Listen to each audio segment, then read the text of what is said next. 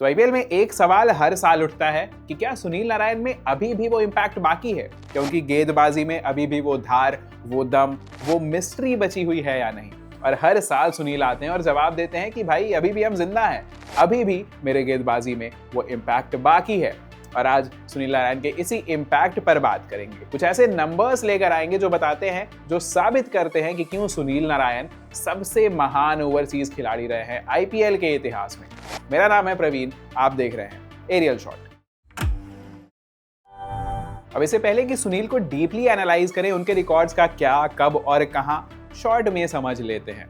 3 मई को एसआरएच के खिलाफ हैदराबाद में मुकाबला हुआ केकेआर का। उस मुकाबले में सुनील अपना 197वां मुकाबला खेल रहे थे और ये खेलते हुए सुनील ने 200वां विकेट निकाल लिया आईपीएल इतिहास में। ऐसा करने वाले वो पहले ओवरसीज खिलाड़ी बन गए। उन्होंने युजवेंद्र चहल और भुवनेश्वर कुमार को ज्वाइन किया। तो 200 से ज्यादा विकेट लेने वाले अब 3 खिलाड़ी बन गए हैं, मगर एक ही टीम के लिए 200 से ज्यादा विकेट लेने वाले पहले खिलाड़ी बन गए सुनील नारायण। ये कारनामा किया उन्होंने पर्पल एंड गोल्ड के लिए, यानी कि केकेआर आर्मी के लिए। पर बात सिर्फ 200 विकेट्स की नहीं है, बात है कंसिस्टेंसी की। साल दर साल ओवरसीज प्लेयर होने का प्रेशर, प्राइस टैग का प्रेशर, उसके बाद आकर ऐसा कंसिस्टेंसी बनाए रहना, ऐसा परफॉर्मेंस देना, इतिहास रच देना, ये बहुत स्पेशल है। और ये स्पेशल क्यों है, ये समझ लेते हैं। सबसे पहले आईपीएल में ओवरसीज खिलाड़ी होने का प्रेशर अलग लेवल का होता है। You are expected to perform in every single game. हर वक्त आपको स्पेशल होना होता है। आप अलग कंडीशन से आ रहे होते हो, बट आपसे एक्सपेक्टेड होता है कि तुरंत डिलीवर करना आप शुरू कर दोगे, तुरंत अडेप्ट करना होता है आपको। हर फेलियर से आपके ऊपर प्रेशर बनता जाता है। हमने देखा है कि एबी हो गए, पोलार्ड, रसल, वार्नर जैसे बड़े खिलाड़ी, लेजेंडरी खिलाड़ी भी एक आधे सीजन में खराब परफॉर्मेंस के बाद रिटायर हो गए हैं, या तो टीम ने उन्हें रिटायर करा दिया है। आईपीएल इतिहास में मात्र 6 खिलाड़ी ऐसे रहे हैं ओवरसीज के जिन्होंने 150 से ज्यादा मुकाबले खेले। नारायण ने सबसे ज्यादा 197 मुकाबले खेले हैं। उनके अलावा पोलार्ड, एबी, वार्नर, ब्रावो और फाफ हैं इस लिस्ट में। तो इस लेजेंडरी लिस्ट में भी नारायण टॉप पर हैं। ऐसे दबाव में 15 सीजन खेल जाना अनबिलीवेबल एफर्ट है। 2012 में डेब्यू किया था, 197 मुकाबले खेले, 3 टाइटल जीते हैं, 3 बार एमवीपी बने हैं। 2012, 2018 और 2024 ये भी अपने आप में एक रिकॉर्ड है। पर्पल कैप नहीं है उनके नाम, बट इसका रीजन ये भी है कि बल्लेबाज उन्हें मारने की कोशिश ही नहीं करते हैं। बिकॉज सुनील नारायण का खौफ ही इतना है कि यार मारना नहीं है इन्हें, इनके ओवर निकाल लो, बाकी खिलाड़ियों को मार लेंगे, उनके खिलाफ रन बना लेंगे। 15 साल हो गए इस गेंदबाज को, पर अभी भी उनके खिलाफ कोई रिस्क नहीं लेता है। ये लेगेसी है, ये फियर है, ये रिस्पेक्ट है सुनील नारायण की। सिर्फ 4 ओवरसीज गेंदबाज है जिन्होंने 150 से ज्यादा विकेट लिए हों। सुनील नारायण, ड्वेन ब्रावो, लसिथ मलिंगा और राशिद खान। एक और लेजेंडरी लिस्ट है जिसमें सुनील नारायण टॉप पर काबिज है। तो जब ओवरसीज खिलाड़ियों के रिकॉर्ड्स की लिस्ट बनती है, उसमें सुनील नारायण टॉप पर दिखते हैं। पर ये जर्नी रही कैसी है? नारायण की आईपीएल जर्नी मात्र एक बस में रही है, वो है केकेआर की बस। लेकिन जैसा हमने बताया भी था कि रास्ता बहुत लंबा रहा है। 2012 में डेब्यू किया और तब से लेकर 15 साल हो गए, मगर हर साल इम्पैक्ट डाला है। सिर्फ 3 बार ऐसा रहा है कि सुनील नारायण ने एक सीजन में 10 से कम विकेट लिए हों, मगर उन सीजन्स में भी उनकी इकॉनमी बड़ी जबरदस्त रही है। कभी 8 के ऊपर नहीं गई है इकॉनमी। इनफैक्ट उनके पूरे करियर में आईपीएल में किसी भी सीजन में 8 से ज्यादा की इकॉनमी नहीं गई है। ये कंसिस्टेंसी है।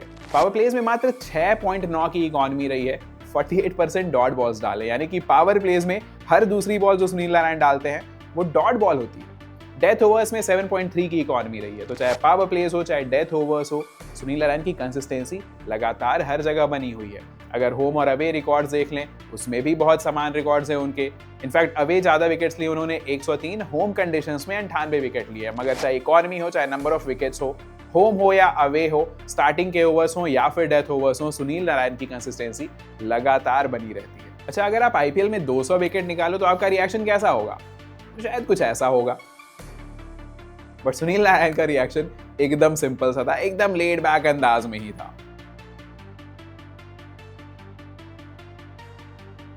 इनफैक्ट राइडू ने बताया भी कि पॉइंट आउट भी किया था कि क्योंकि सुनील नारायण आपका विकेट सेलिब्रेट नहीं करते हैं, ये थोड़ा सा और डिसरिस्पेक्टफुल हो जाता है। And he always does that with a smile. And the worst part is he doesn't celebrate your wicket. That's the worst part. ऐसा लगता है कि सुनील नारायण को पता है कि भाई मैं तुम्हारा विकेट तो लेने ही वाला हूँ, बट नारायण को सेलिब्रेट करने में बाकी लोग पीछे नहीं रहे। नारायण की शानदार जर्नी पर एसआरके ने ट्वीट किया, उन्होंने शुक्रिया अदा किया और अपना आशीर्वाद और प्यार दिया सुनील नारायण को।